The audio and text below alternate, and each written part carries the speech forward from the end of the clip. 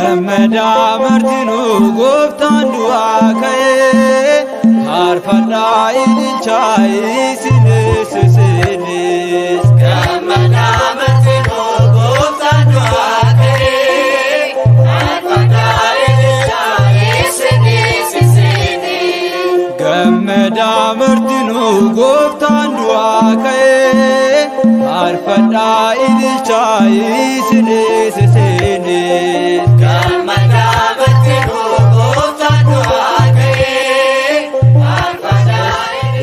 Era seexana hidhee kana booda nageenyi akkam jirtu dhaggeeffattoota keenya maatii gamtaa tiyuuf kan taatan hundi keessan kun qophii addaa ayyaana du'aa ka'umsaa gooftaa keenya fayyisaa keenya Yesuus Kiristoos sababeeffachuun kan isiniif qopheessineedha. Keessummoonni keenyas gidduu keenyatti argamanii jiru. Kallattumaan gara sagantaa keenyatti dabarraa. Egaa sagantaa keenya guyyaa har'aa irratti kan nuti qabannee dhiyaanne tokkoffaa irratti egaa akkuma beekamu biyya keenya keessa ayyaanni kun ayyaana hiikaa jedhameeti kan inni beekamu.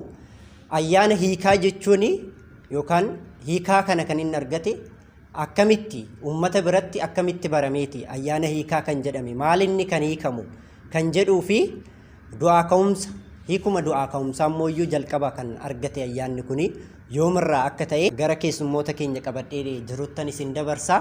Isaanis maqaa isaanirraa jalqabuudhaan ajandaa isa tokkoffaa yookaan marii keenya gaafii isa tokkoffaa kanatti ibsa nuu kennuuti. Amma kallattumaan gara keessummaa keenya jalqabaattan isin dabarsa. Tole galatoomaa jecha akkam jirtu uummanni kiristiyaanaa fi uummanni addunyaarra jirtan hundumtuu jecha maqaan koo Mokonnin Yaadataa Shaggeen jedhama.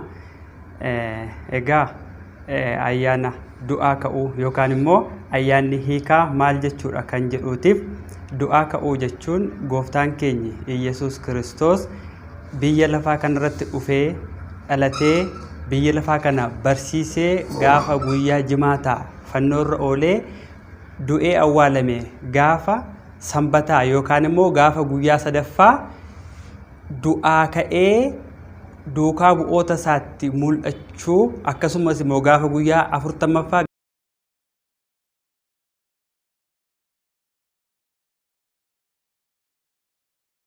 gara samiitti ol bahuusaa kan ibsu ayyaana du'aa ka'uu jedhama.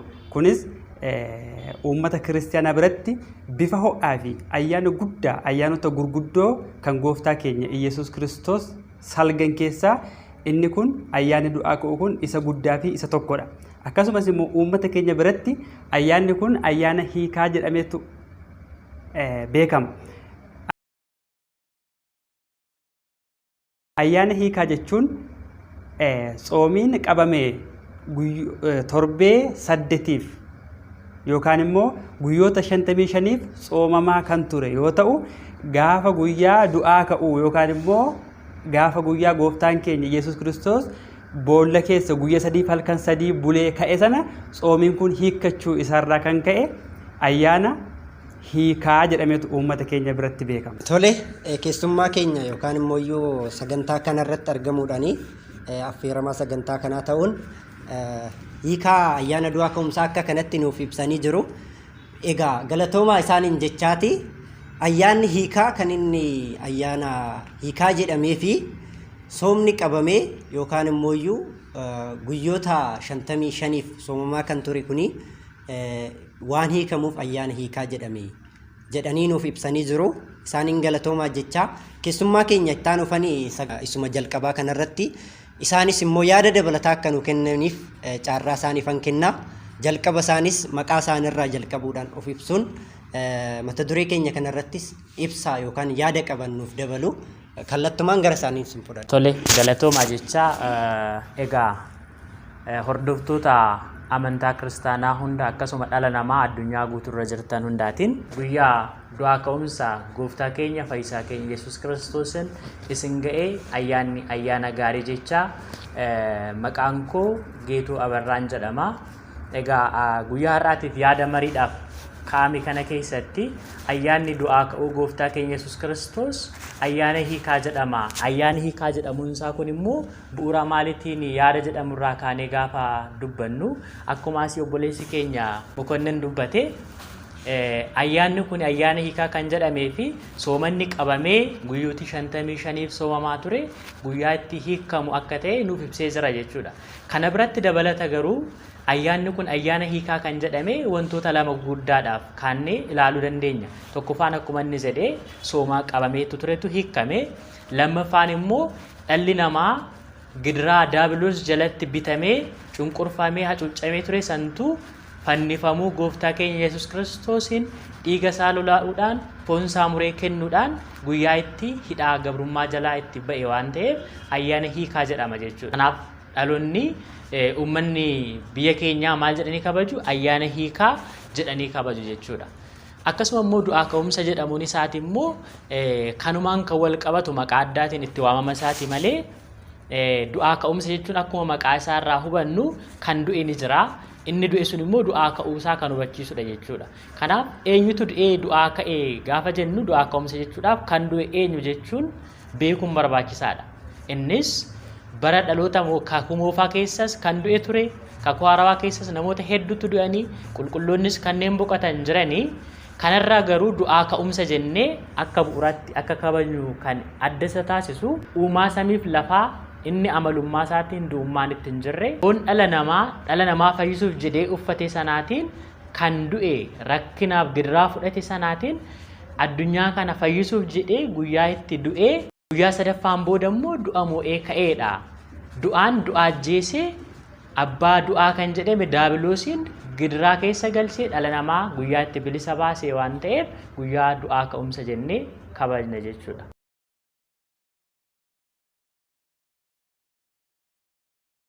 Tole guddaa galatoomaa isaaniin jenna. Hiikaa ayyaana du'aa ka'umsaa fi hiika jechuun mataan isaa immoo maal akka ta'e akka gaariitti nuuf himanii jiru. Egaa jalqabumarraa du'aa ka'umsa jechuun dura kan du'e jiraachuu akka qabu. Taansees immoo hiika jechuun jalqabuma wanti hidhame yookaan immoo hiikuun dura wanti hidhame jiraachuu akka qabu nuuf ibsanii jiru.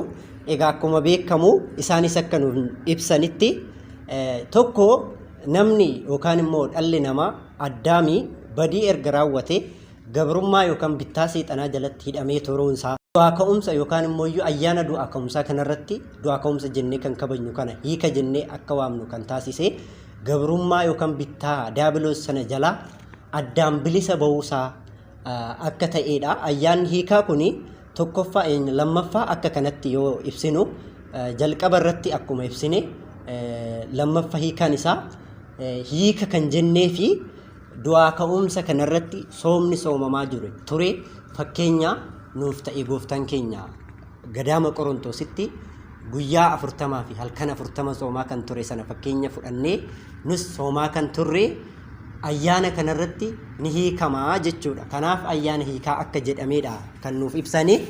Tole isaaniin guddaa galatoomaa jechaa sagantaan keenya akkuma itti fufetti jira. Gaafuma kanarratti yaada dabalataa akka nuuf kennaniif keessummaa keenya isaan sadaffaatii fi mata duruma kanarratti ibsaa akka nuuf kennaniif carraa nan laadhaa. Jalqaba isaanis maqaa isaaniirraa ka'uudhaan of ibsuun mata duree kanarratti waan nu dabalan yoo qabaatanii isaaniifin carraa kennan isiniin jedha. Tole yaa harka fuuneerraa akkam jirtu nagaa keessanii isin jecha anis maqaan koo Ndaaltuu Bayyanan jedhama. Asuma of qabatee hordoftoonni amantaa kiristaanaa hundumti keessanuu baga ayyaana du'aa ka'uu gooftaa keenya Yesuus Kiristoosiin yookaan immoo ayyaana hiikaatiin isiniin ga'e jechuun barbaada. Hiikaa jechuun maal jechuudha isa jedhuuf akkuma obbolaan koo barsiisonni ibsuudhaaf yaalanitti anis waanuma gabaabduu dubbachuun barbaada. Hiikaa jechuun wanti hidhame jiraachuusaa kan ibsuudha. Kana jechuunis akka addunyaatittis yookaan immoo akkuma jireenya lafa kanaatitti gaafa ilaallu namni tokko hin hidhama. Hidhamee gaafa hiikamu namni sun hiikameera jennee dubbanna. Akka mana kiristaanaa keenyattis immoo gooftaan keenya Yesuus Kiristoos addunyaa kana cubbuudhaan hidhamee hidhaa daabiloos jira ture. Isa kana baraaruudhaaf samiirraa gadi bu'ee fannifamee du'ee du'a moo'ee ka'eera. Gaafa kana namoonni yookiin sanyii Addaam kan ta'e hundumtuu hidhaa seexanaa jala ture. Kanaaf gaafa Yesuus Kiristoos fannifamee du'ee du'a moo'ee ka'u hiikaa kana jala uummata isaa baasee jechuudha. Gabaabumatti hiikaan kana wanta hidhamerra hiikamuu jechuudha. Galatooma. Tole keessummaa keenya isa sadaffaatinis guddaa galatoomi jennaanii indaaltini. Egaa ayyaana hiikaa akka kanatti nuuf ibsanii jiru. Dhuguma dubbachuuf taanaanii akka barsiisa mana kiristaanattis yoo fudhanne fakkeenyaa fi torbeen inni dhumaa torbeen sooma guddichaa kuni kan sooma ture torbee sana keessa himaamaat jedhamee kan beekamu jira torbeen dhumaa jechuudha. Torbee dhumaa kana keessaa fakkeenyaa fi akka sirna mana kiristaanatti yeroo kaan sirni fitaatii nama boqoteeffaa hin gaggeeffama ture. Garuu hiikuun sun hin jiru. Hiikuun suni kan taasifamu nama osoo namni suni torbee san keessa boqate hiikuun kan taasifamuu fi gaafa ayyaana du'aa ka'umsaa sana kadhannaan hiikoo kan godhamuuf jechuudha. Kanaaf akka waliigalaatti ayyaana hiikaa yookaan immoo hidhamsa jalqabaa yookaan gidiraa cubbuu Addaamin hunda keenyarra gahaa ture sanarraa kan hiikamnee du'aa ka'umsa gooftaa keenya Yesuus Kiristoosiin jechuudha. Akka kanatti ayyaana hiikaa yookaan ayyaana du'aa ka'umsaa kana yoo ibsine gara mata duree keenya lammaffaatti yoo dabarru mata duree keenya lammaffaa irratti egaa maal jedha akka barsiisa mana kiristaanattis haa ta'u hundi keenya kan beeknu gooftaan keenya kan fannifame guyyaa jimaataati jechuudha. Guyyaa jimaataa fannifame manni kiristaanaa keenya guyyaa jimaataa fannifame kan inni du'aa ka'e immoo halkansaa gaafa dilbataati. Kuni maal jedhanii barsiisu yookaan manni kiristaanaas keenyas maal jettee barsiisti?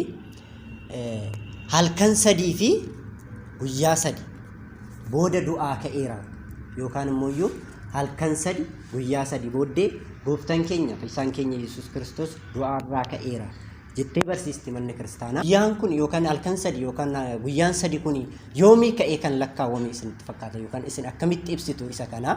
Mee isa kanarratti yaada akkamii qabdu? Yaada keessan nan barbaada. Kanaaf mee kanarratti yaada osoo nu kennitan.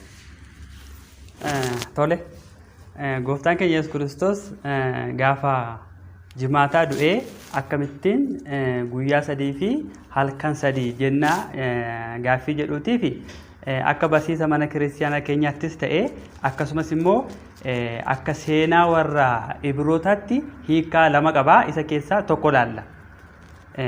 Innis guyyaa sadii fi halkan sadii kan inni ta'u gooftaan keenya Yesuus Kiristoos gidiraa fudhachuu kan inni jalqabe yookaan immoo gaafa guyyaa kamisaa duukaa bu'oota isaaf luka dhiqee nyaata kutee isaanii filaatee kun bor kan isiniif dhangala'u dhiiga koo fi kan jireenya barbaraa isiniif kennu foon kootii jedhee erga laatee fi booda innis kadhatee sana booda duukaa bu'oonni isaa osoo bira jiraniitii dabarfamee laatame.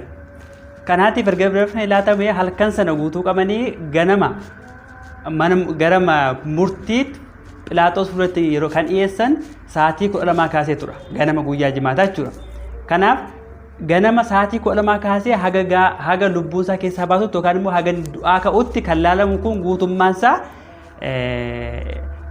guyyaa sadii fi halkan sadii booda jedhameetu beekamaa jechuudha.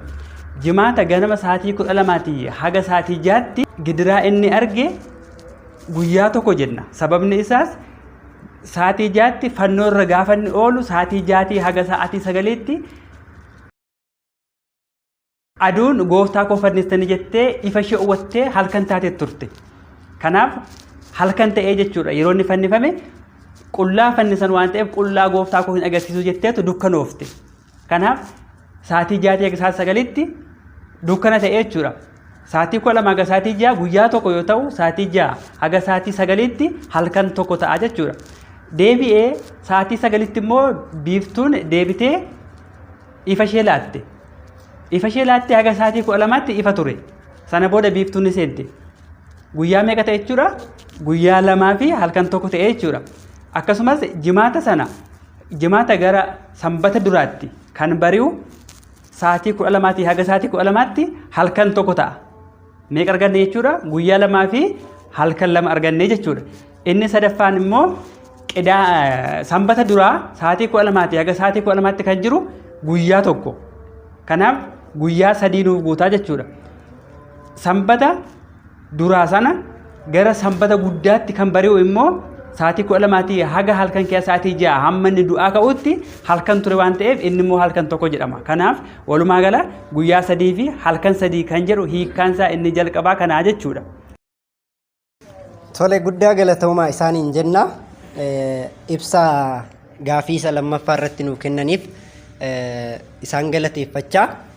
Mata duruma kana irratti mee yaada dabalataa akka nuuf kennaniif ammas carraa lammaffaa Barsiisaa Geetuu Abarraaf hin kenna. Gooftaan keenya egaa akkuma jalqaba jedhee kan inni fannifame guyyaa jimaataati. Kan inni immoo du'aa ka'ee dilbata halkan isaati. Yoom jimaata kan fannifame kan inni immoo du'aa ka'e dilbata. Garuu akka barsiisa mana kiristaanatti halkan 3 guyyaa 3 booda du'aa ka'e. Gooftaan keenya halkan 3 guyyaa 3 booda du'arraa ka'e jennee kan beeknu kan barsiisni mana kiristaanaa keenyas nutti immoo akka kanatti. Mee isa kanarratti isinii guyyaan kun yookaan sa'aatii akkamitti lakkaa'ame guyyaa 3 halkan 3 akka ta'e yaada keessan akka nuuf dabaltan carraa kana isiniif kenneen jira.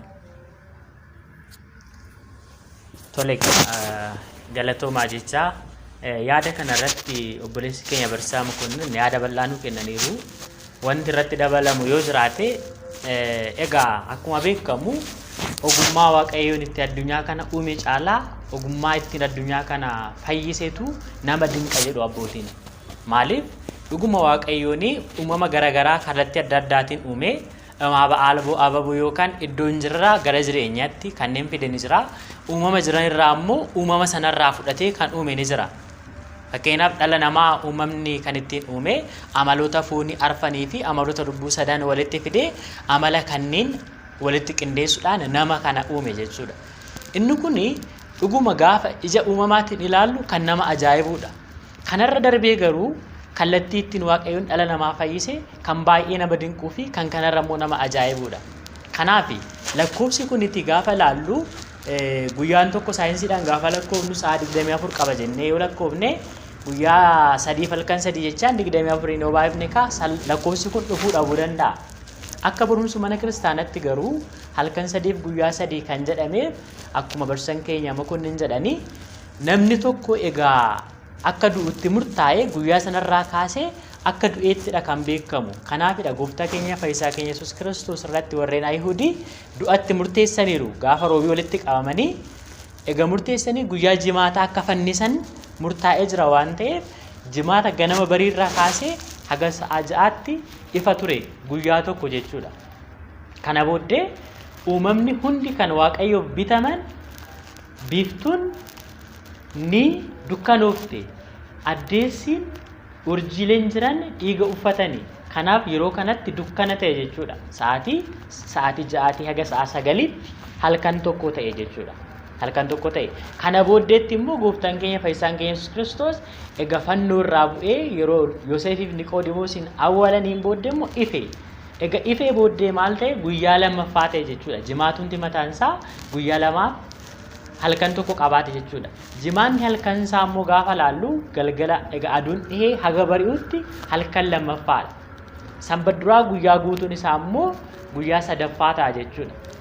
Halkan sanbata duraa immoo halkan sadaffaa waan ta'uuf akka barumsa mana kiristaanaatti guyyaa 3 fi halkan 3 booddee du'ee du'a moo'ee ka'ee jenneetu barsiifnaa abbootiinis akkanatti barsiisu jechuudha. Keessummoota keenya lamaaniifuu guddaa galatoomaa isaaniin jecha egaa ibsaa halkan 3 guyyaa 3 booda du'arraa ka'e gooftaan keenya fayyisaan keenya Yesuus Kiristoos jedhu irratti yaada bal'aa fi yaada ifa ta'e nu kaasanii jiru. Kallattumaan gara gaafii keenya sadaffaatti dabarra. Gaafii keenya sadaffaa kanas ammas kanan jalqabu caarraa kanan kennuufi barsiisaa keenya barsiisaa Geetuuf ta'a. Maal jedha? Gooftaan keenya fayyisaan keenya kan fannifame eenyuni yookaan immoo kan fannise eenyudha? Eessatti immoo fannifame? Inni kun immoo fakkeenya maalii qaba laata? Jechuun bakki inni itti fannifame kuni maal nu barsiisa? Eessatti fannifame maal akka irraa barannuuf tarii akka hundi keenya beeknu magaalaa keessaa baasaniiti akka fannisanidha barsiisni mana kiristaanaas kan ibsu. Kanaaf nuyi kanarraa akka maal barannu kan dhalli namaa kanarraa maal akka baratuu fi kan iddoo sana isaan filatanii iddoo sanatti fannisanii fi isa kanarratti yaada dabalataa yookaan immoo ibsa akka nu kennaniif dabaluudhaaniin caarraa isaaniif kennaa. Mee kanarrattoo ibsa yookaan immoo yaada nuuf kennaa. Tole ammas irra deebiidhaan Waaqayyoon ni faalaatu jecha gooftaan keenya Yesuus Kiristoos eessatti fannifame eenyudhaanis fannifame kan jedhu yaada baay'ee bal'aadha. Gabaabsinee ilaaluuf jecha garuu gooftaan keenya fayyisaan keenya Yesuus Kiristoos eessatti fannifame isa jedhu dubbachuu keenyan dura maaliif gara biyya lafaa kana dhufe yaada jedhu gara dubbii fayyinaatti duubatti deebisnee akka laalu nu taasisa. Maaliif dhalli namaa Addaamii fi Hewaan yeroo gara addunyaa kanarratti uumamanii booddee iddoo gannataa keessa akka gammachuun jiraatan Waaqayyoon isaaniif abuu akkasuma aangoo uumama hundumaa irratti kennee gammachuun akka jiraatan hayyama bilisaaf mirga isaaniif kennee ture. Mirga isaaniif kenname sana fayyadamuudhaan gannatiidhaa of baasanii jiru. Mirga kennameen fayyadamanii jechuudha. Kanaaf Waaqayyoon immoo dhala namaa uumamtoota jiran hundumaarra caalchisee waan jaalatuu fi isa kana fayyisuuf jedhee giiftiiwwanii kan taate qulqulleettii dubroo maaramiirraa nama ta'ee akkuma namaatti akkuma daa'immaniitti suuta guddateetu guyyaa guutee guyyaa 8ffaattis kittaanamee akkuma kana cuuphameellee dhala namaa fayyiseera. Garuu isa kanaan qofaattiin fayyiin dhala namaa guutuu ta'uu waan hin dandeenyee fi amma mootii fannifamuun irraa eegame jechuudha. Kanaaf Waaqayyoon ogummaa beekuutiin gara fannootti deeme jechuudha. Kana eenyutu fannisee kan jennu gaafa dubbannu dhuguma gaafa ija foonitiin ilaallu warreen Ayihudootaatu fannisee jenneetu dubbatuu dandeenya. Garuu Waaqayyoon uumamni akkamitti isa danda'ee fannisa jennee gaafa yaadnu dhugaadha nama rakkisa. Waaqayyoon jaalateetu ofisaatiin fannoodhaaf of kenne. Maaliif jaalalli dhala namaa ilma samiirraa waamee jedhamiti abbootiin yeroo barsiisan kanaafidha jechuudha. Waaqayyoon abbaan ilma isaa gara lafaatti ergee akka fannifamuuf fedha abbaa, fedha ilmaa fi fedha hafuura qulqulluudhaani jechuudha. Dhalli namaa garuu gahee keessatti qaba. Warreen Yihuudootaa maal godhanii akka fannifamu iddoo fannoo mijeessanii jechuudha. Jaalala isaatiin malee dirqamsiisee kan isa fannise hin jiru. Kan isa dirqamsiise yoo jiraate jaalala kiyyaaf keessan dhala namaatiif qabutu Waaqayyoon dirqamsiisee fannoodhaan isa ga'e jechuudha. Kanaaf inni warreen Yihuudootaa fannisaniiru kan fannisanis giddugala lafaa iddoo jedhamuttidha. Egaa kunis hiika mataasaa qaba. Warreen kunniin gara jabina isaan irraa kan ka'an maal godhanii lafa ol ka'aa irratti warreen isatti amanan akka sodaataniif akka kunu amma yoo hattuu qaban magaala keessa ari'anii qaanisan kun jira miti. Akkuma kana kunniin mootii yakkitootaati yakka hojjete nugusa keenya mootii keenya arrabsa jedhanii waan irratti ka'anii fi giddugala lafaa keessaa lafa ol ka'aa filatanii achirratti fannisuu barbaadan. Maaliif? Warreen itti amanan kana yoo argan lammaffaa maqaa isaan kaasan jedhanii yaadanii turan. Waaqayyoon garuu ogummaa isaatiin iddoo sana isaan geesse. Maaliif? Dhala namaa hundumaa fayyisuudhaaf dhufe. Dibeet hin qabu Waaqayyoon kan wal caalchisu hin qabu. Uumamni hundi Waaqayyo duratti tokko waan ta'eef wal dabarsuuf miti dhala namaa hundumaa fayyisuuf waan dhufeef giddugala lafaa yookaan seentarii ishee jennu gidduu sanarratti fannifame. Inni biraa iccitii biraallee ni qaba. Iddoon suni iddoo Golgootaa jedhamti. Golgootaa jechuun akkuma beekamu maal jechuudha? Buqqee yookaan lafee mataa jechuudha miti. Iddoo sanarratti abbootiin akka barsiisanitti lafee addaamtu jira jedhama. Iddoo itti addaam lafeensaa jirudha waan ta'eef dhala namaa kana fayyisuudhaaf jaalalanni qaburratti kan cuuphamee fayyise caalaa amammoo dabalate iddoo sanarratti dhiiga isaa lolaasee foon isaa muree fannoo baddaa qaraaniyoo kanarratti fannifamee achirratti bakka qaraaniyoo kanarratti dhala namaa fayyise jechuudha. Dabalataan immoo obboloonni keenya yaada dabalataatti nuuf kennuu danda'u. Dhuguma amma akka jalqabaati kaastee maal jettee akkuma magaalaa keenya keessatti yookaan immoo bakka garaagaraatti arginu amma fakkeenyaaf hattuu yeroo qabanii reeban maal jedhanii akka sanatti qabanii akka gara Golgootaa geessanidha. Asumarratti maaltu jira waa'ee fannoo kana waa'ee fannifamuu gooftaa keenya Yesuus Kiristoos gaafa haasofnu inuma gidduu hattoota yookaan immoo warreen wambadee jedhaman lama gidduutti akka fannifamedha gooftaan keenya. Maaliif akka isaanii sana akka warreen shiftaa yookaan immoo wambadee jedhaman sanatti lakkaa'anii akka fannisanidha jechuudha. Akkaataa amma nu ibsaa jiru gooftaa keenya fayyisaa keenya Yesuus Kiristoos. Jarri suni mee asumaan isarratti yaada akka nu dabaltuu fi inni gooftaan keenya Yesuus Kiristoos gidduu isaanitti fannifame sun lamaan eenyu isaan? Yaada gaariidha, dhugaadha. Yaadichi hin bal'ataaf malee yaadicha gaafa laallu gooftaan keenya Yesuus Kiristoos kan fannifame baddaa qaraaniyoo irratti hattoota lamaan gidduutti. Hattuun gara bitaa faayitaawii tsagaam jedhama yookaan tsagaam jechuun afaan Ingiliziitiin bitaa jechuudha.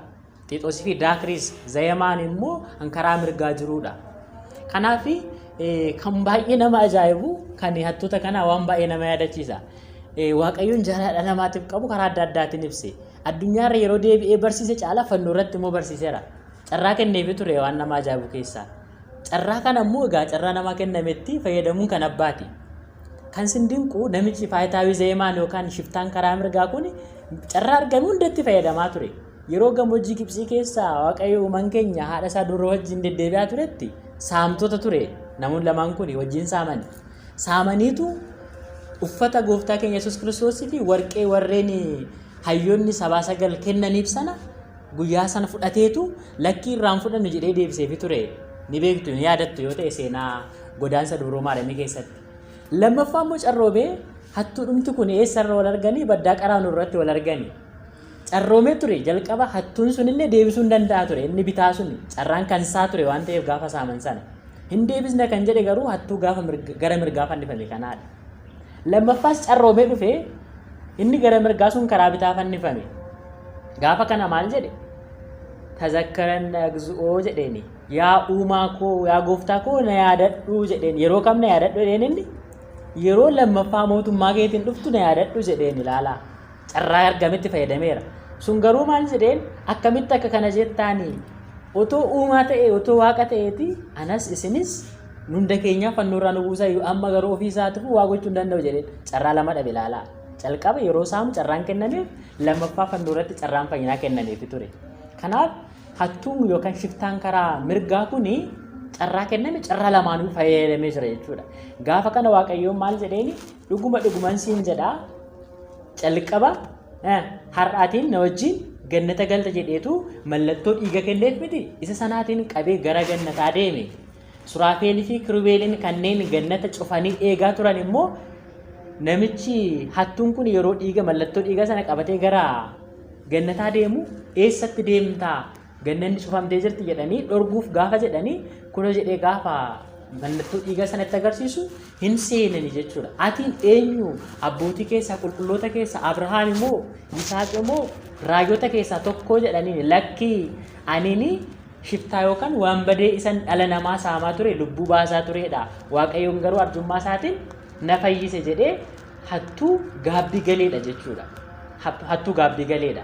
Maaliif tokkoon keenya illee carraan nuu kennama. Kanaafidha umurii gaabbii nuuf kennii jedhu abbootiin. Umurii lakkoofsisoo osoo hin taane umurii nuu kennamte keessatti gaabbii gallee kan gaariittiin hojjennu ta'uutu irra jiraata jechuudha. Kanaafidha hangafa hattootatti jedhanii waan badee yookaan yakkamaadha jedhaniitu hattoota lamaan gidduutti fannisanii jechuudha. Waaqayyoon garuu isaan kanallee fayyisee jira jechuudha.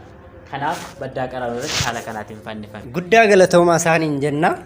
Dhuguma dubbachuuf taanaan ibsa bal'aa nuuf kennanii jiru. Maaliin jechuu barbaade bakka kanatti maali har'a kan nuyi kabajaa jirrus ayyaana du'aa ka'umsaati. Ayyaana du'aa ka'umsaa kana immoo kan nuti kabajnu ayyaana itti hundi keenya fayyina arganne dhuguma dubbachuu fi gooftaan keenya gaafa guyyaa jimaataa fannoorra yeroo jirutti warreen hattoota jedhaman yookaan waan badee jedhaman sanayyuu fannoorra ta'ee akka isaan fayyise kan nuyi kaasne amma kanaaf duubatti deebinee waa'ee du'aa ka'umsaa haasa'uun dura waa'ee fannoo haasa'uun yookaan immoo du'aan ka'umsi jiraachuun dura waa'een fannoo yookaan waa'een du'aa akka jiraatu yaadachumaa fi yookaan immoo ta'ee guyyaa gaafa jimaataa ta'e sanas yaadachiisuuf akkuma ta'uufidha. Irra caalaa garuu nuyi har'a kan xiyyeeffannu waa'ee ayyaana du'aa ka'umsa gooftaa keenya Yesuus Kiristoos irratti ta'a. Maaliif ayyaanni nuti har'a kabajaa jirru kunis ayyaana du'aa ka'umsaati. Gooftaan keenya hidhaanaa fi boolla awwaalchaanaaf banaa osoo hin jedhin aangoo isaatiin du'aa ka'eera. Kanaaf nutis kan akka yaadannutti ayyaana du'aa ka'umsaa jennee kabajaa jirru yaadachaa jirru isa kanadha waan ta'eef mee yaadumaan jalqaba kaasee kanarratti immoo ibsa dabalataa akka nuu kennanii fi ammas carraa lammataan isaaniif kenna. Gooftaan keenya akkuma isaan jedhan jalqaba nuu ibsanii jiru. Anis waan jiru isaanirraa dhagaheera. Isinis immoo mee yaada dabalataa akka itti nuuf kennitanii fi eenyutu isa fannise dhuguma dubbachuu fi aangoo isaaniiti miti kan isaan fannisan yookaan kan isaan qabanii gidiraa hunda kan irraan ga'anii fedha isaatiin jalqabuma inni kan dhufe nama fayyisuuf fedha isaatiin gara biyya lafaa kana akka dhufeedha. Garuu gaheen dhala namaa yookaan gaheen warra fannisaniis keessa jira. Isaa haa ta'u fedhi isaa haa raawwatu malee eenyuun akka fannifamee fi eessatti akka fannifame osoo yaada dabalataa irratti nu kennitanii carraa isiniif kenna. Barsiisaa Mokonnooniif ta'a jechuudha carraa kanan dabalee kenna. Tole galatooma. Barsiisaan geetu sirriitti ibsaniiru. Anillee waan baay'ee itti dabaluuf yoo ta'uu baatellee xiqqooma ishee irraan buusa jedheetaniini eenyutu fannifamee eenyu fannifamee kan jedhu kana egaa bara 430 uummanni Israa'el biyya Gibxii jalatti gabrummaadhaan bitameetu rakkachaa ture. Guyyaa tokko isaanis bilisummaa isaanii jalaa bahaniitu ayyaana Faasikaa yookaan immoo ayyaana bilisa bahuu isaanii kabajachaa turan. Guyyaan kunis guyyaa kamisaa ture. Yeroo kana mootichi Philaaxoos ayyaanni keenya hin jeeqama waan ta'eetiif kan inni fannifamu boraa ta'uu jedhee murteessee dabarseera waan ta'eef innis kan inni fannifamu boruu isaati. Kan nama dhibu keessaa bara ayyaana yookaan immoo ayyaana bilisa bahuu isaanii kana saweeffachuun akka seera mootummaa biyya sanaatti waggaatti namni tokko mana hidhaa keessaa ni hiikama yookaan immoo bilisa ni bahaa ture. Mana hidhaa Israa'el keessa jirtu kan bulchiinsa Roomaa jala jiran yeroo sana namni baay'eetu wal dhiphisee jira ture mana hidhaa sana keessatti. Kanaatiif Philaaxoos qoree dadhabnaan isaan sitti murteessaa jiru ati deebii hin deebistuu fi gaafannee jiru gooftaa Yesuus callisee dhaabbata ture. Innis ajaa'ibsiifateetu osoo manni akkasirra jiruuti haati manaa isaa immoo ani galgala kana abjuutiin waan baay'ee rakkachaan ture waan ta'eef namicha qulqulluu kanarratti badii raawwateetti xalayaa barreessitee Philaaxoositti ergite. Yeroo kana innis dabarsee kennuu waan hin barbaanneef hiikuu barbaade. Garuu namoonni immoo badinsaatiin yookaan immoo cubbuu isaaniirraa kan ka'e wallaalummaa isaaniirraa kan ka'e nama qulqulluu kana dabarsee hin laatan waan ta'eef ayyaana kanarratti eenyuun siniif hiikuu Kiristoos moo Barbaan yookaan immoo Barbaan kan jedhamu baay'ee rakkisaa kan ta'e biyya sana keessatti lubbuu ajjeesuutiin hannaatiin nama rakkisuun kan beekamee hidhamu ture baay'ee rakkisaa ture namichi. Kanaatiif inni Barbaan hiikii naan hin jedhani. Kanaatiif isa gadhiisi Barbaan nuufi wayyu waan jedhani isatti fakkaateetu Barbaan moo Kiristoosin sinii hiikuu jennaan Barbaan nuuf hiikii Kiristoosin fannisii jedhaniini. Barbaan hattuu nama nyaachaa ture kana nuuf hiikiiti Kiristoos qulqulluu nuuf fayyisi jechuu isaaniiti. Inni qulqulluudhaa hin balleessine guyyaa sanbataatti kan dhukkubsate hiikee kan dhukkubsate fayyisee kan rakkate nyaachisee qulqulluu hojjete ture. Isaan garuu badinsi yookaan immoo lapheen isaanii hamminyaan waan guutameef Barbaan nuuf fi isa nuuf fayyisi isa nuuf Kiristoos nuuf fannisi Barbaan nuuf hiikee jedhanii itti murteessanii. hangafoonni lubootaa fi jaarsoliin uummata biyya sanaa jechuudha. Kanaatiif kan fannifame Kiristoosi. Innis kan fannifame Golgootattidha. Golgootaa jechuun bakka lafee mataa jechuudha. Akkuma barsiisaan keenya sila dubbatan hattoota lama gidduutti. Hattoonni kun immoo baay'ee biyya lafaa irratti kan rakkisaa turan isaanis barsiisaan keenya sila akkuma dubbatan inni karaa mirgaa jiru sun Zeemaan kan jedhaman sun inni hattuu garmalee ture garuu yeroo fannifamanii arganitti raajiiwwan 7 gurguddoon kan raawwatan yeroo aduun ifa ishee uwwattu yeroo jiini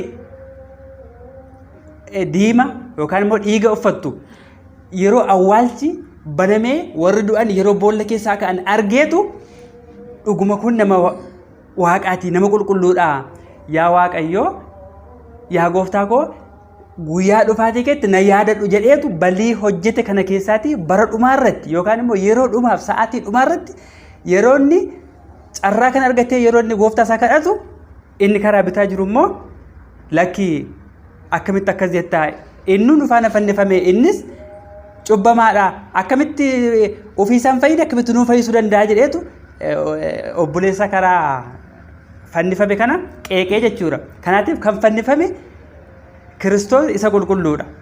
Kan inni fannifameef immoo sanyii Addaam bara 5,500 yeroo du'an foon isaanii awwaalcha keessatti lubbuun isaanii si'ool keessatti kan gubachaa ture kana isaaniin fayyisuuf nama kana osoo hin jedhiin addunyaa hunda fayyisuuf Golgootaatti kan inni fannifame immoo lafarraa ol ka'uudhaan yookaan immoo fannifaatti fannifame samii fi lafti akka ishee walitti arramtuuf maaliif samii fi lafti wal lolee ture Addaam balleessee yeroo gara lafaatti darbatamu samiin yookaan immoo gannanni ergamootaan eegamaa turte wal lolteetti jechuudha. Addaam sanyiin isaa achi galuu hin danda'an. Kanaatiif ol ka'eetu lafa kanaa fi samii kana walitti araarsuutiif gidduu lafaa fi samiitti fannifamee jechuudha. Innis saba hundumaa sanyii Addaam hunda fannisuuf kan fannifamedha jechuudha. Galatoomaa. Tole barsiisaa keenya guddaa galatoomaa isaaniin jecha akka waliigalaatti gaafii kanarratti ibsi isaan nu kennanii ibsa baay'ee bal'aadha. Egaa dhuguma dubbachuuf taananii gooftaan keenya fayyisaan keenya Yesuus Kiristoos fedha isaa ta'ee haadha keenya qulqulleettii dubaroo Maariyaam irraa biyya lafaa kanarratti erga dhalatee barsiisaa ture. Barsiisaa ture immoo yeroon isaa yeroo ga'utti fannoo gubbaarratti foonsaa muree dhiiga isaa lolaasee dhala namaa fayyisee jira. Foonsaa muree dhiiga isaa lolaasee awwaalcha keessa bu'ee dhala namaa yeroo fayyisu kanattis awwaalcha keessatti nafne awwaalcha kana keessaa ka'ee jira jechuudha. Nutis guyyaa har'aa kana yaadannoo ayyaana du'aa ka'umsaati kan kabajaa jirru. Akkuma jalqaba irratti immoo dubbachuuf yaallee ayyaana hiikatii jechuudha. Naannoo tokko tokkotti yookaan immoo uummata Oromoo biratti ayyaanni kun bal'inaan kan inni beekamu ayyaana hiikaa jedhameeti jechuudha. Faasikaas hin jedhu naannoo biraatti afaan biraatiin tinsaayis jedhamee waamamaa jechuudha. Ayyaana du'aa ka'umsaa jechuudha akka waliigalaattu. Egaa hiika akka kanatti yookaan immoo ayyaanni hiikaa akka kana erga ta'ee gooftaan keenya fayyisaan keenya fannifameera. Erga fannifamee booda du'aas ka'eera jenneeti kan nuyi har'a kabajaa jirru. Dhuguma ayyaanni kun ayyaana guddaadha. Egaa hanga dhumaatti sagantaa keenya hordofuun dagatinaa isiniin jenna dhaggeeffattoota keenya. Sagantaan keenya akkuma itti fufetti jira. Gaafiin biraas gaafiin itti aanu ni jira. Mee caarruma kana yookaan gaaffiuma kana yaada mataa yookaan yaada akka itti nu kennanii fi du'aa ka'umsa kana yookaan immoo ayyaana du'aa ka'umsaa kana dura gooftaan keenya kan inni fannifame harka namaatti haa fannifamu malee immoo bakki itti inni fannifame akkuma barsiisonni keenya kaasanii iddoo Goligootaa jedhamutti akka ta'edha. Egaa kana hundarraa nuyi waan barannu qabna. Akka waliigalaatti isa sanatti osoo hin darbini mee eessatti fannifame eenyuun fannifame kan jedhu kana yaada dabalataa gabaabsaniituma akka nuu kennanii fi caarraa sadaffaa indaalkifan kennaa. Mee kanarratti kan fannifame akkuma waliigalaattu akka barsiisa mana kiristaanaatti isaa ta'u gooftaan keenya harka eenyutti eenyuun fannifame eessatti fannifame gabaabsati yaada dabalataatti nuuf kenna. Toleeshi galatoomadha. Carraanaaf kennameef al tokko tokko akka mana kiristaanaa keenyatti abboota duuba dubbachuun dubbii balleessuudha jedhama. Kanaaf barsiisota duuba dubbachuun xinnoo dubbii balleessuun harkaa ta'a waan ta'eef maal jechuu barbaadanii dubbataniiru eenyuuf fannifamee eessatti fannifamee maaliif fannifamee isa jedhu guutumatti barsiistonni keenya ibsaniiru waan ta'eef irra hin deebi'u harkaa balleessuun harkaa ta'a waan ta'eef. Garuu gabaabatti kanaan jechuu barbaade maal baranna nuti? Fakkeenyaaf barsiisonni keenya kaasan keessaa inni gara bitaatti fannifamee inni karaa mirgaatti fannifamee balleessaarra turan. Inni tokko balleessaa sana carraa argatetti fayyadameetu fayyina argate. Inni kun immoo sanattis fayyadu carraa argate sanattis fayyaduu hin barbaanne hin fayyadamne jechuudha. Maal jechuuf haala qabatamaa amma jiruun gaafa walitti fiddee ilaaltu namni lubbuu namaas ta'uu danda'a namarraas haa ta'u balleessitu akka carraatti daandii wayii irratti carraa wayii argate maaf kana goote jedhee gaafa namni itti gaafatu deebi'ee sammuu isaa of gaafata. Maaliifan kana godhe laata jedheetu dafeet wanta sanirraa gochisan irraa deebi'a. Inni kun immoo inni tokko tokko immoo hin dida. Deebi'uun barbaadu ajjeesee ammas dabalataan kan biraa ajjeesuu fedha.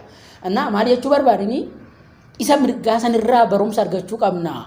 Nama ajjeesaa ture lubbuu balleessaa ture garuu carraa waaqayyo isaaf kenne sanatti fayyadamee nama yeroo jalqabaatiif gara jannataa seene mitiire nama yeroo jalqabaatiif waggaa 5,500 booda Yesuus Kiristoos fannoorra oolee gaafa fannifamee kallattiidhaan gara si'oolii deemee namoota achi keessaa baasuudhaaf gaafa deemu inni yeroo jalqabaatiif nama dhaqee jannata seenedha. Yoon dogongoruu baadhe miti. Kanaafuu maal barachuu qabna sanirraa deebi'uun waa balleessitee balleessaa irraa hin deebitu yoo ta'e duuti akka jiru duuti bara bara akka jiru al tokko duutee duuti itti fayyuu hin dandeenye akka jiru irraa barachuu qabna. Barumsa guddaa irraa fudhachuu qabna isa jedhu dabaluudhaan ishini carraa biraa gaafa arganitti deebinaa galatoomna. Tole guddaa galatoomi jennaani maal jedhanii isaanis dhuguma dubbachuu fi namni carraa isaaf kennametti jechuun yeroo dhume sanatti yeroo gooftaan keenya waggaa 33 dachee kanarra deddeebi'ee dhukkubsataa fayyisaa kanneen jaaman ija isaanii banaa kanneen shibaa ta'an hiikaa barsiisaa fayyisaa ture sanatti carraan kun isaan bira hin geenye ta'a. Gaheeras ta'a. Garuu kan isaan fayyadamanii bara dhumaa yookaan guyyaa dhumaa sa'aatii dhumaa sanatti jechuudha. Isaan yeroo qabanii kan isaan dabarsan eessatti saamicha irratti nama lubbuu baasuu irratti ta'a. Kanaaf dafaniiti carraa qabanitti fayyadamanii fayyina argatanii jechuudha. Ayyaanni du'aa ka'umsas kan nuuf fidee dhufe kan inni nu qabatee dhufe isa kanadha. Dhuguma dubbachuu fi ayyaana baay'ee uummanni ortodoksii kabajanidha. Biyya keenya biyya Itoophiyaa keessatti ayyaana baay'ee kabajamuudha. Dhuguma dubbachuuf ayyaana baay'ee beekamaadhas. Ayyaana fayyina itti arganneedhas. Kanaaf isa kanadha. Akka waliigalaatti ayyaana du'aa ka'umsaa fi waa'ee fannifamuu gooftaa keenya egaa haga kana jennee ayyaana du'aa ka'umsaa kana immoo yeroo kabajnu yookaan immoo ayyaana du'aa ka'umsaa kana yookaan fannifamuu gooftaa keenya Yesuus Kiristoos kana gaafa yaadannu maal irraa barannu yookaan immoo maal arganne meenuyi fannifamuu gooftaa keenya Yesuus Kiristoos irraa maal fayyadamne ayyaana kana immoo yeroo kabajnu akkamitti kabajuu qabna eebba akka argannuuf sugaa akka argannuuf fayyina dabalataa akka argannuu fi akkamitti ayyaana kana kabajuu qabna kan jedhuu fi yaada dabalataa akka nutti nu kennitaniif barsiisaa Mokonniiniif carraa kenna. Tole galatoomaa.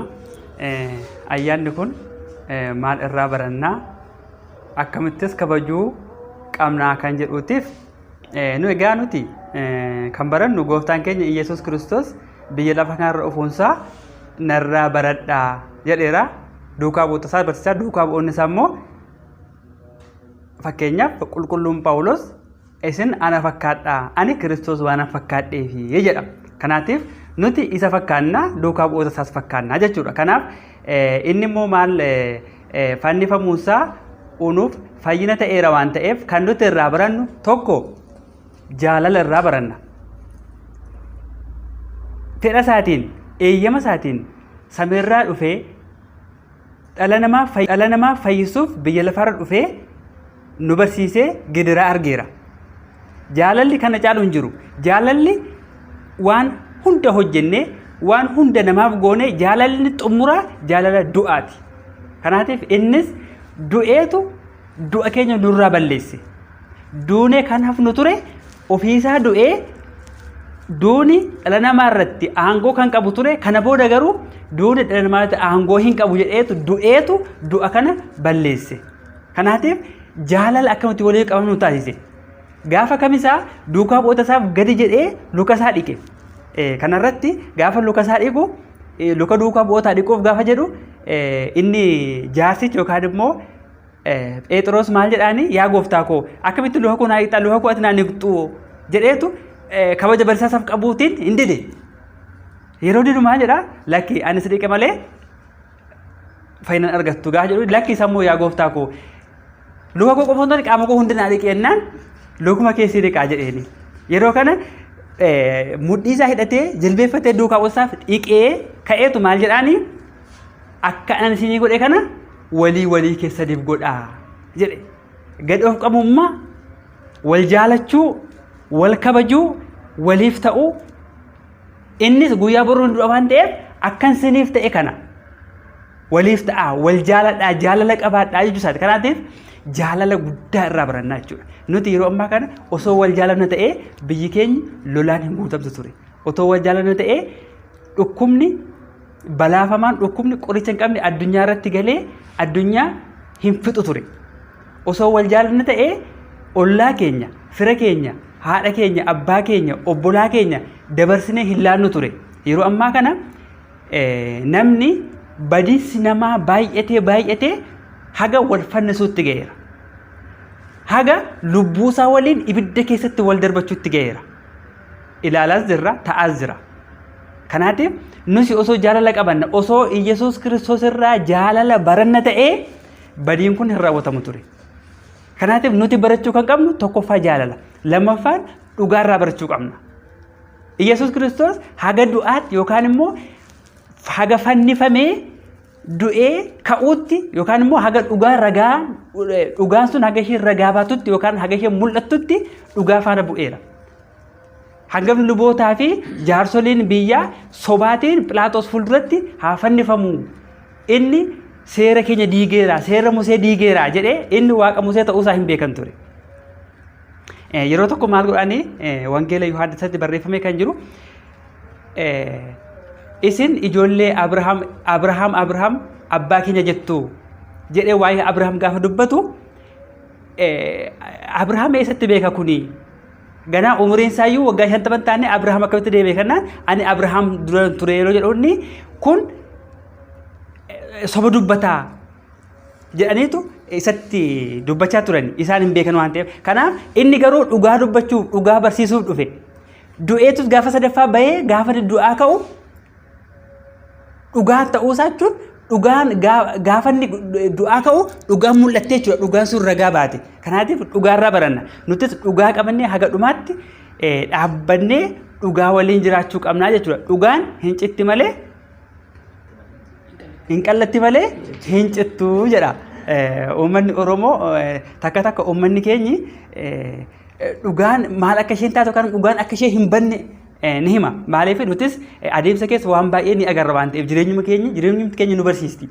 Dhugaan hagamillee falmamtu, dhugaan hagamillee irratti murtooftu, dhugaan hagamillee ari'amtu, hagamillee namni irratti bobba'u hin cittu.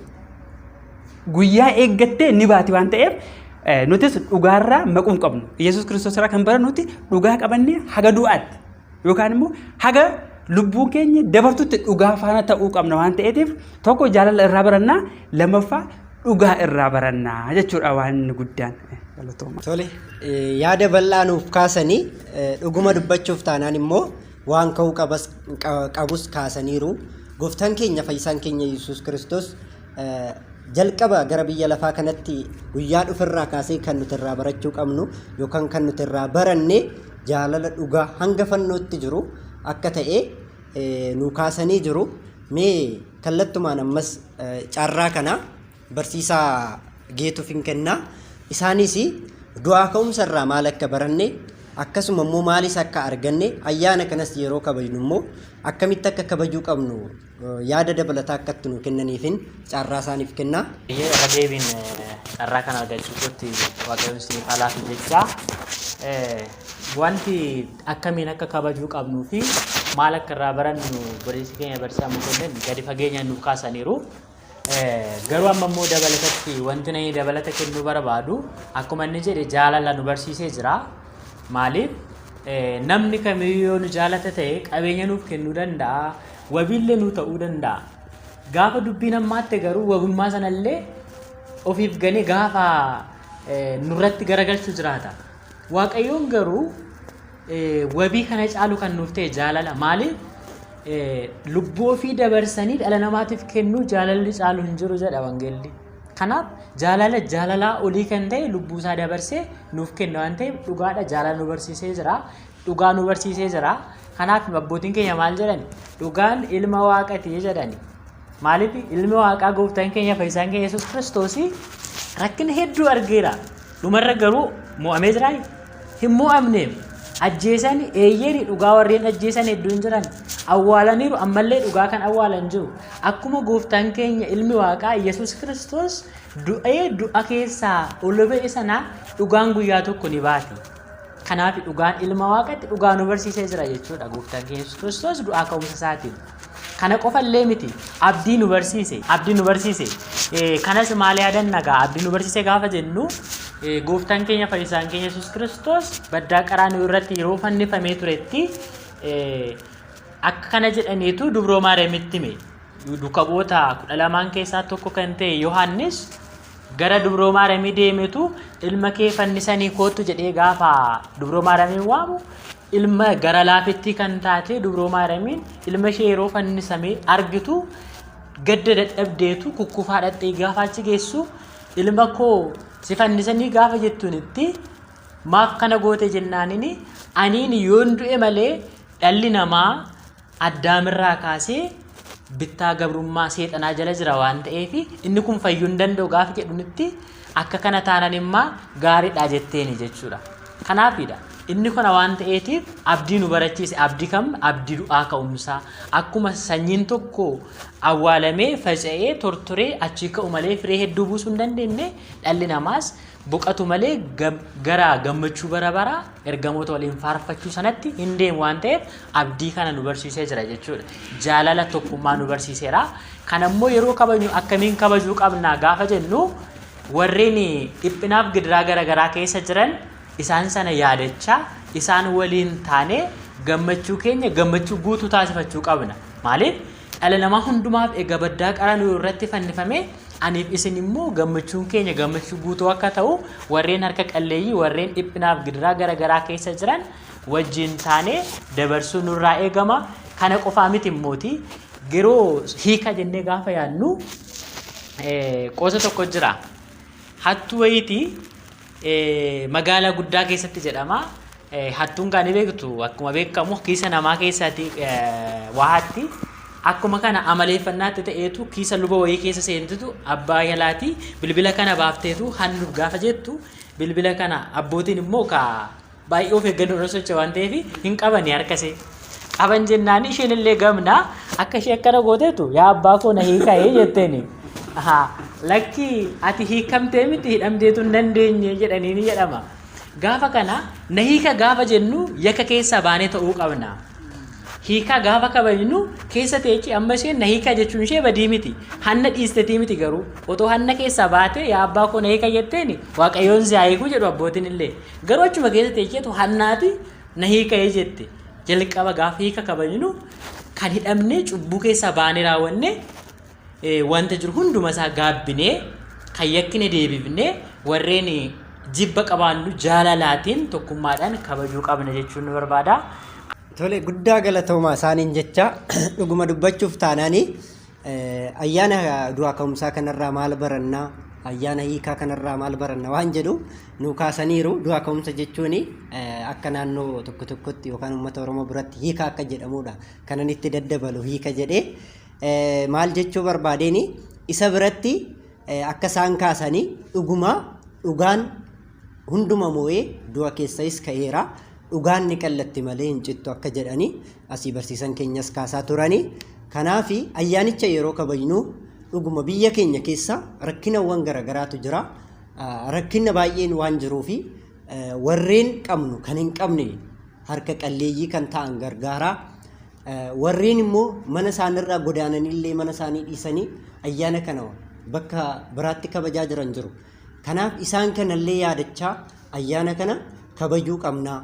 Akkasuma naannoo mana kiristaanatti kufanii kan jiran ayyaana kanas isaanis akkuma kiristaana tokkotti akkuma nama amanaa tokkotti ayyaana kana kabajuu dadhabanii malee ni barbaadu ture. Kanaaf isaan wajjiniin kabajuu danda'uu qabna jechuudha. Kan dhukkubsatan gaafachuu naannoo hospitaalaa deemnee kan mana hidhaa jiru mana hidhaatti gaafachuu. Kanaan ayyaana kana ayyaana jaalalaa, ayyaana tokkummaa, ayyaana dhugaa akka ta'e beeksisuu danda'uu qabna jechuudha. Kanaaf ayyaana du'aa ka'umsaa kana yeroo kabajnu akka kana ta'uu akka qabuudha. Mee kanumarratti yaada xumuraa fi yaada gabaabaa akka nu kennaniif summaa keenya indaalkifin kennaa. Kanaaf ayyaana kana akkamitti kabajuu qabna? Ayyaanni kun yeroo kabajnu kiristaana biratti maal fakkaachuu qaba? Kan jedhu sana akka itti nu dabalanii fi isaaniifan carraa kennaa. Tole naaf gochaadha. Dhiifama irra deddeebi'aa namas barsiistota booda nagaa carraan waan ta'eefu meebii haala dubbii keessatti dogongorri yoo jiraate hordoftoonni keenyas akka nuuf golchan barsiistonni koos asumaan na sirreessaa akka deeman jechuun barbaade. Yaada dabalataa kanan dubbachuu barbaade keessaa tokko fannifamuu gooftaa keenya Yesuus Kiristoos fannifamee du'ee du'a moohee ka'uu isaatirraa maal baranna isa jedhu jalqaba irratti jaalala baranna. Waaqayyo jaalala jedha waan ta'eef jaalala baranna. Jaalala akkamii gaafa jedhamu jaalala isa dhugaa baranna. Jaalala isa fakkeessaa kana osoo hin taane jaalala isa dhugaa, jaalala isa namaaf jiraachuu baranna. Isa lammaffaa irratti hojii gaarii baranna. Hojii gaarii jechuun Yesuus Kiristoos gaafa lafa kanarra deemaa ture dhukkubsataa fayyisaa ture.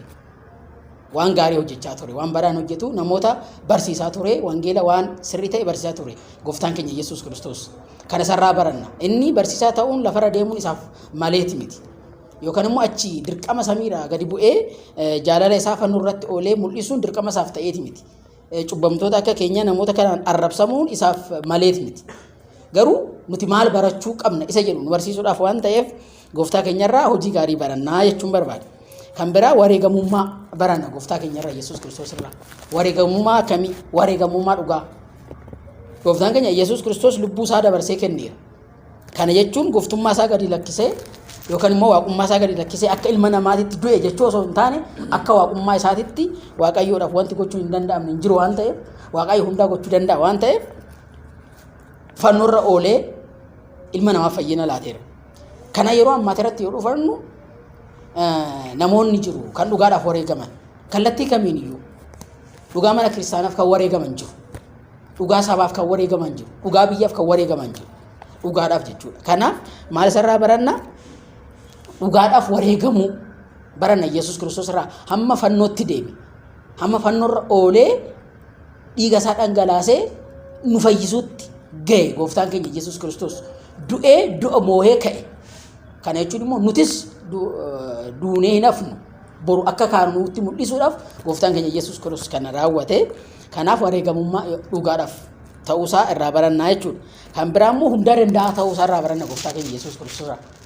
Kana jechuun maal nama fakkeenyaaf akka aadaa Oromootti gaafa laallu waaqayyo waaqa gurraacha garaa garbaa jedha. Leemmoo garaa tariilaa tokkicha maqaa dhibbaa jedha Oromoo. Maal jechuudha kun? Gurraacha garaa garbaa jechuun gurraachi bifa baay'isawee bifni gurraachi jedhamu hin jiru. Halluun qabu gurraachi. Gurraachummaa sammuu keessatti yaadna malee fakkeenyaaf gurraacha amma fakkeenyaaf halkan ija yoo duufatte waan tokko argita. Wanti sitti mul'anne tokko jira. Kanaaf waaqayyo sammuu namaatiin ol kan ta'e hunda danda'a kan ta'e hunda dhoksuu kan danda'u cubbuu keessiif dhoksee namummaa kee kan jaalatu kan nama dursee nama kabaju ta'uu isaa isarraa barannaa jechuudha. Maal jechuudha? Hunda danda'uu isaa isarraa baranna gooftaa keenya Yesuus Kiristoos irraa.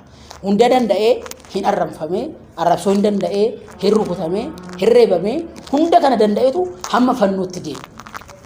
Fannoorra hin oolee fannoorraa bu'ee awwaalamee du'a moohee kahee jaala kan hunda agarsiisee nus cubbuu keenyarraa nu baraare jechuudha. Kanaaf maal jechuu barbaadetti kanarraa barannaa hunda danda'uu isaa irraa barannaa isa jedhuudha.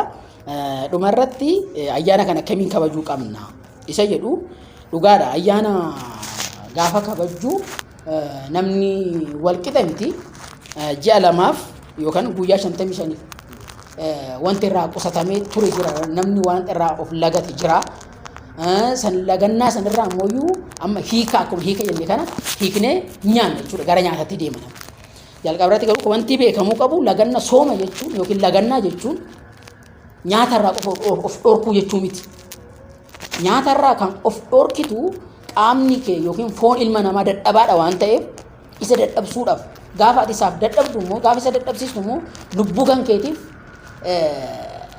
soora laattaafi jechuun gaafa foon kee dadhabu lubbuun kee gara mana kiristaanaa deemuu barbaaddi yeroo sanitti jechuudha. Kanaaf nyaata qofa lagannaa nyaata yeroo muraasaaf hin lagannaa sana booda immoo irra guddaan garuu wanta badaarraa lagachuu yeroo hundumaa jechuudha.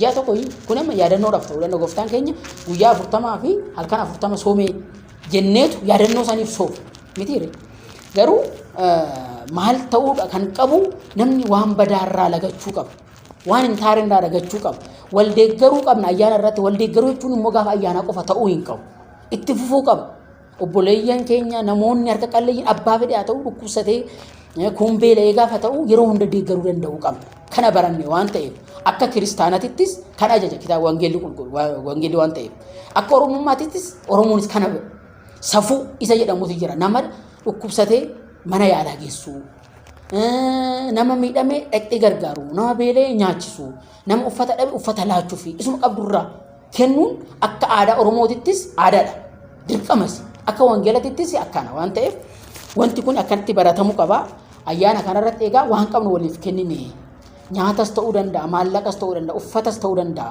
waan qabnu waliif kennine yaada gaarii iddoo gaarii oollee soomni hiikame jennee immoo mana daadhii yookaan immoo mana diraaftii deemnee isa garagalchaa ooluu hin qabnu. Isa garagalchitee machooftee waan badaa hojjettee taanani soomni ati ji'a kana hunda soomti hunduyyuu qileessine jechuudha. Dhiifama kanaaf wanta kanarraa of qusannee isa warra beelaa nyaachifne warra dheebotan obaasne warra dhaban onna qabu kenninee fi nutis jaalalaan tokkummaadhaan ayyaana kana kabajuu qabnan isiniin jedha galatoomadha. Tole. Galatooma jedhaan isaaniinis dhuguma dubbachuu fi waan baay'ee kaasanii ayyaanni kun ayyaana akkamii akka ta'e maal akka irraa barannus kaasanii nuuf ibsanii jiru. Akkasuma immoo ayyaanicha yeroo kabajnu akkamitti akka kabajuu qabnu ibsa bal'aadha kan isaan itti nuuf kennanii dhuguma dubbachuu fi keessummoota keenya guyyaa irraa guddaan isaan galateeffadha. Egaa ayyaana du'aa ka'umsa gooftaa keenya fayyisaa keenya Yesuus Kiristoos kan bara 2014 sababeeffachuun qophiin nuti qopheeffanne kan hanga ammaatti turedha. Dhumarratti garuu keessummoota keenyaaf ayyaana kanarraan baga geessan akkasuma immoo baga guyyaa du'aa ka'umsa gooftaa keenyaan isin gahe namoonni jettaniin yoo jiraate fi ergaa dhumaa isin yoo qabdan yoo jiraate carraan isiniif kenna. Kanaaf ergaa baga geessanii dabarfachuu dandeessu akkasuma ergaa dhumaa kan qabdan yoo jiraate akka dabarfattanii isiniin jedha. Carraan isiniif kenna. Jalqaba barsiisaa Mokonniiniif.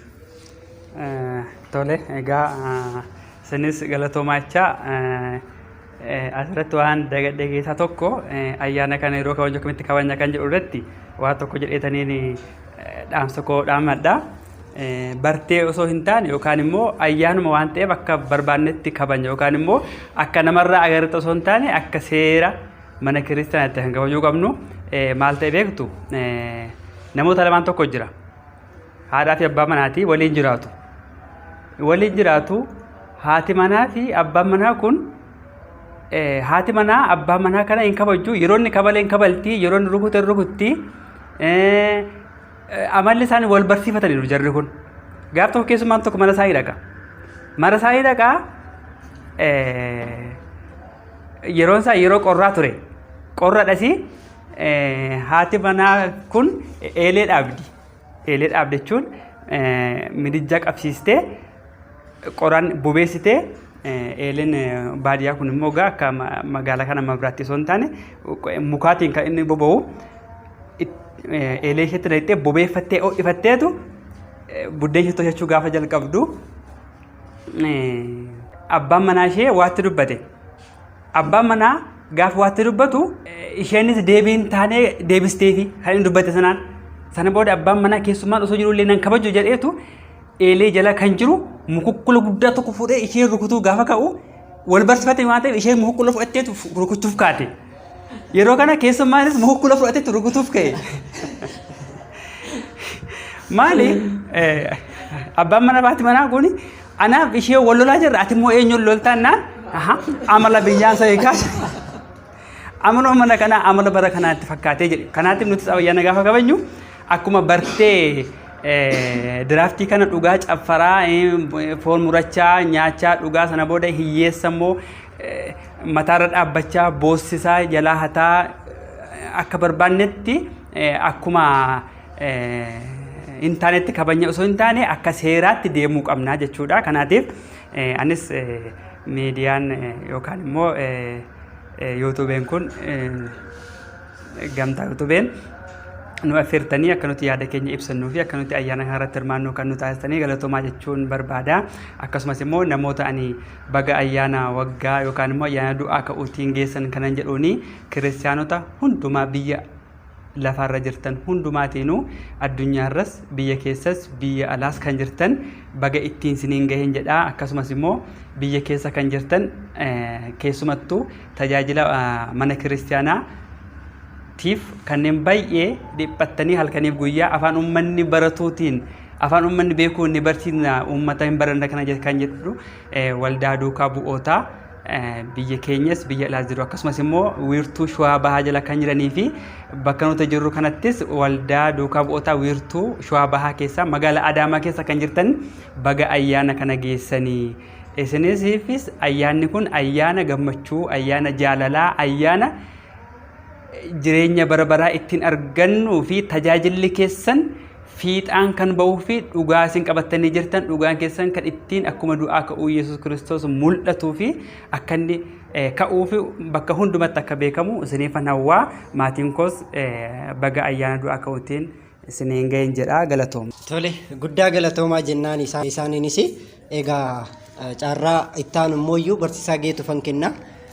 Dhumarratti ergaa qabdanii fi ayyaana kanaan baga geessan namni jettaniin yoo jiraate carraan isiniif kenna. Galatooma. Egaa ergaan ani qabu ayyaana du'aa ka'umsa kanarraati barannee warreen humna qabna jedhanis haguma kamiyyuu humna qabaatanillee humni kan waaqayyoo ta'uu baranii warreen qabeenya qabna jedhan warreen fayyaa qabna jedhanis illee fayyaan qabeenyi kan waaqayyoo ta'uu baranii animti mataan koo kan waaqayyoodha jedhanii dabarsanii waa'ee ofii dhiisanii dhala namaa jaalachuun akka jiraataniif ergaa dhaamsuun barbaada. Akkasuma dhala namaa biyya lafaa kanarra jiraatanii iddoo garaagaraa teessanii ayyaana kana kabajaa jirtan baga guyyaa du'aa ka'uu gooftaa keenya fayyisaa keenya Yesuus Kiristoos hin geessan geenye jechuu barbaada. Du'aa ka'umsa gooftaa keenya fayyisaa keenya Yesuus Kiristoos biyya keenya Itoophiyaaf keessatti iyyuu du'aa ka'uu akka ta'u abdiin qaba. Abdiidhanis eeggannaa guyyaa itti gaddi buqqa'insi godaansi fi walajjeessaan reebichi kun darbee gammachuun akkuma ifti du'aa ka'uu gooftaa keenya Yesuus Kiristoos mul'ate biyyi keenya ifa tokkummaa ifa jaalalaa fi ifa gammachuu argatte guyyaa itti jaalalaatiin ayyaana kana kabaju guyyaa itti jaalalaatiin tokkummaadhaan dabarsitu akka argannu abdiin qaba. Waaqayyoos nuuf haa laatu. Akkasuma warreen godaananii baqatanii qe'ee isaanirraa buqqaanii iddoo gidiraa garaagaraa keessa jiraattan waaqayyoon baga ayyaana du'aa ka'umsaa gooftaa keenya Yesuus Kiristoos du'aa ka'umsaatiin isin ga'ee ayyaanni ayyaana gaarii jechuun barbaada. Dhumarrattis carraa kana kan nuuf laatee akkanatti sagantaa ho'aa fi barsiisoo ta'uu kana nuuf qopheessuudhaan kan walitti nu qabee waaqayyoon gaditti miidiyaa gamtaa tiyuub jedhamu guddaa galateeffannaa. Waaqayyoon nuuf haa eebbisu. Jabaadhaa. Aniif isinis immoo galtee taanee fi miidiyaa kana cinaa dhaabbannee yaada kana laayik, sheerii fi sabskiraayib gochuudhaan akka cinaa dhaabbannu asumaan ergaa dabarsuun barbaada. Ayyaanni ayyaana gaarii Kiristoos du'aa ka'ee humnaaf aangoo isaatiin diina moo'e seexanni barbadaa'e kunoo ta'e nageenyiif gammachuun ayyaanni ayyaana gaarii. Tole barsiisaa keenya barsiisaa Geetuudhaanis guddaa galatoomaa jechaanii yaada isaan nuuf kaasanii yaada bareedaadha. Ergaan isaan dabarsataniifsi ergaa dhuguma darbuu qabuudha. Uummata kiristaanaa hundaan baga ayyaana du'aa ka'umsa gooftaa keenya fayyisaa keenya Yesuus Kiristoosiin isin gahe jedhanii jiru. Carraa dhumaa kanan kennuuf indaalkiif ta'a. Innis namni baga ittiin isin gahe jettu yoo jiraate fi ergaa dhumaa qabdu yoo jiraate akka dabarfattuuf carraan siin kenna. Tole carraa dhumaa argachuu kootiinis maqaa Waaqayyoon galatoomaa isin jechuun barbaada. Jalqaba irratti ergaan ani qabu ergaan ishee tokkodha. Ergaa gabaabuudha. Isheenis hundumti keenya iyyuu tokko haa taanu dhugaadhaaf yaa hojjennu dhugaadhaaf haa wareegamnu gaafa sana galma ga'uu qabnu hundayyuu hin geenye jechuun barbaada. Itti aansee kiristaanota addunyaa kanarra jiran maraaf baga ayyaana du'aa ka'uu gooftaa keenya Yesuus Kiristoosiin isin gahe jechuun barbaada. Keessattuu hordoftoota amantaa Ortodoksii Tawaahidoo kan ta'an biyya alaas biyya keessaas kan jiran hundumtiyyuu baga isin gahe akkasumas amantoota biraa kan hordofan kan obbolaa keenya ta'an kan waliin kabajan amantoonni biraa keessa kan jiran Protestaantis ta'uu danda'anii waaqeffataas ta'uu danda'anii warri musliimas ta'uu danda'a hundumti keessaniyyuu baga isin gahe ayyaana kanaan ayyaana eebbaa kanaan jechuun barbaada.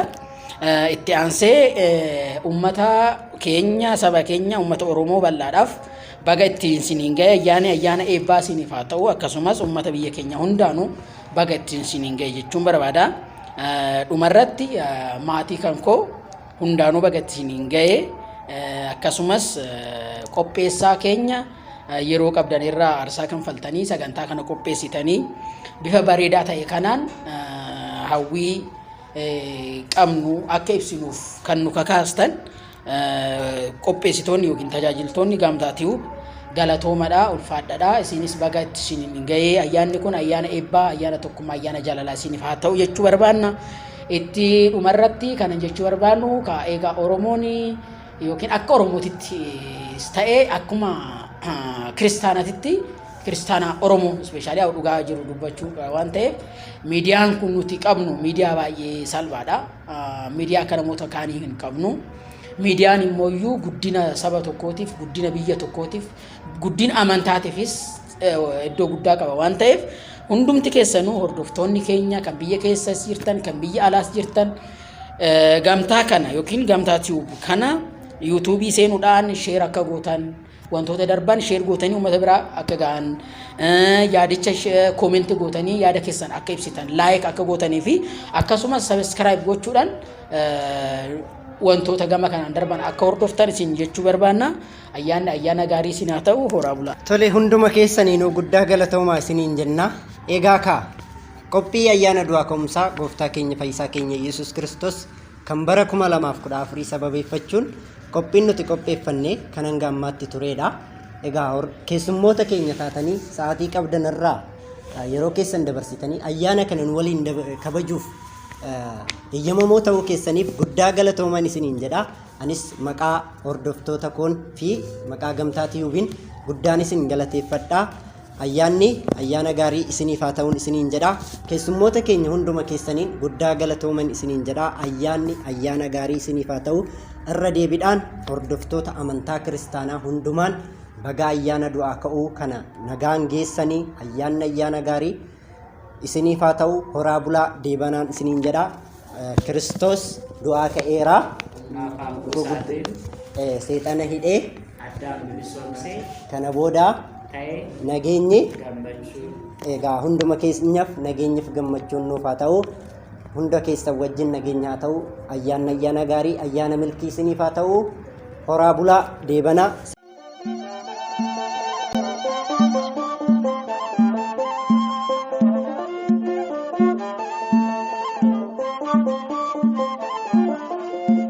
Gammadaa martinuu gooftaan du'aa ka'ee faarfadhaa ililchaa isinis isinis. Gammadaa martinuu gooftaan du'aa ka'ee faarfadhaa ililchaa isinis isinis. Gammadaa martinuu gooftaan du'aa ka'ee faarfadhaa ililchaa isinis.